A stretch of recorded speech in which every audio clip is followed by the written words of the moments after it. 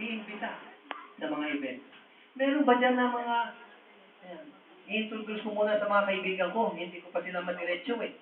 Meron ba dyan ganito hanggang pa? Meron ba dyan walang-wala talaga? Meron ba dito sa palibot ko, sa trabaho ko, sa aking school, na kinakailangan ko munang kaibiganin? So marami yan mga kapatid dito. Your accountability towards your friend will determine whether they will also have the same eternal life as you have. So this is up to you. Ang magiging commitment natin ngayon is this. You will have a commitment between yourself and your friend in heaven. Whether you want them to know your friend or not.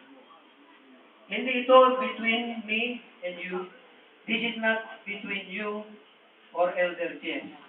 This is not between you and your officers sa district. This is between you and God. Would you be willing to at least bring one of your friends to Jesus Christ before the year ends? Is it impossible? Wala akong ganito eh. Is it impossible? It is not impossible. You just have to lead them to Christ. Ang Christ na natin ang siyang bahalang i-convert sila.